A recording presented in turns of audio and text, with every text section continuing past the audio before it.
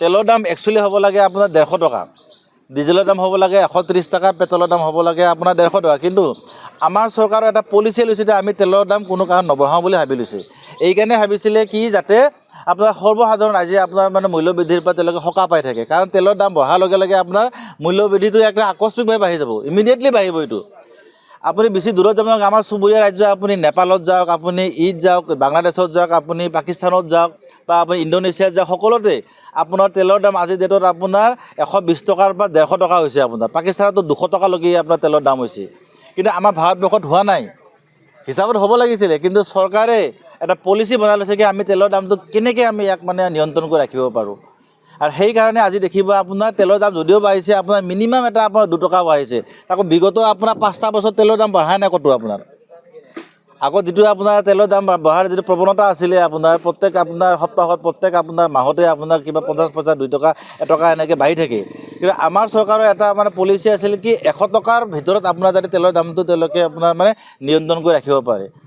Actually নিয়ন্ত্ৰণ কৰি ৰখাটো ভুল কথা, কিন্তু নিয়ন্ত্ৰণ কৰি এইকাৰণে ৰাখিছে যাতে সৰ্বসাধাৰণ ৰাইজে আপোনাৰ মানে ইয়াৰ পৰা তেওঁলোকে মুক্তি পায়, মূল্য বৃদ্ধিৰ পৰা মুক্তি পায়। তেলৰ দাম একচুৱেলি হ'ব লাগে আপোনাৰ 150 টকা, ডিজেলৰ দাম হ'ব লাগে 130 টকা, পেট্ৰলৰ দাম হ'ব লাগে আপোনাৰ 150 টকা। কিন্তু আমাৰ চৰকাৰৰ এটা পলিচি লৈছে যে আমি তেলৰ দাম কোনো কাৰণত নবঢ়াওঁ বুলি ভাবি লৈছে। এইকাৰণে ভাবিছিলে কি যাতে আপোনাৰ সৰ্বসাধাৰণ ৰাইজে আপোনাৰ মানে মূল্য বৃদ্ধিৰ পৰা তেওঁলোকে সকাহ পাই থাকে। কাৰণ তেলৰ দাম বঢ়াৰ লগে লগে আপোনাৰ মূল্য বৃদ্ধিটো একটা আকস্মিকভাৱে বাঢ়ি যাব, ইমিডিয়েটলি বাঢ়িব এইটো। আপুনি বেছি দূৰত যাব নালাগে, আমাৰ চুবুৰীয়া ৰাজ্য আপুনি নেপালত যাওক, আপুনি যাওক, বাংলাদেশত যাওক, আপুনি পাকিস্তানত যাওক বা আপুনি ইণ্ডোনেছিয়াত যাওক, সকলোতে আপোনাৰ তেলৰ দাম আজিৰ ডেটত আপোনাৰ 120 টকাৰ পৰা 150 টকা হৈছে। আপোনাৰ পাকিস্তানতো 200 টকালৈকে আপোনাৰ তেলৰ দাম হৈছে।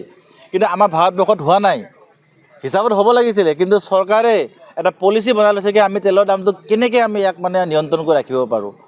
আৰু সেইকাৰণে আজি দেখিব আপোনাৰ তেলৰ দাম যদিও বাঢ়িছে, আপোনাৰ মিনিমাম এটা আপোনাৰ 2 টকা বাঢ়িছে। তাকো বিগত আপোনাৰ 5টা বছৰ তেলৰ দাম বঢ়াই নাই ক'তো আপোনাৰ। আগত যিটো আপোনাৰ তেলৰ দাম বঢ়াৰ যিটো প্ৰৱণতা আছিলে আপোনাৰ প্ৰত্যেক আপোনাৰ সপ্তাহত, প্ৰত্যেক আপোনাৰ মাহতে আপোনাৰ কিবা 50 পইচা, 2 টকা, 1 টকা এনেকৈ বাঢ়ি থাকে।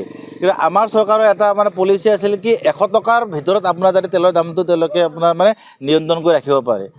একচুৱেলি নিয়ন্ত্ৰণ কৰি ৰখাটো ভুল কথা, কিন্তু নিয়ন্ত্ৰণ কৰি এইকাৰণে ৰাখিছে যাতে সৰ্বসাধাৰণ ৰাইজে আপোনাৰ মানে ইয়াৰ পৰা তেওঁলোকে মুক্তি পায়, মূল্য বৃদ্ধিৰ পৰা মুক্তি পায়।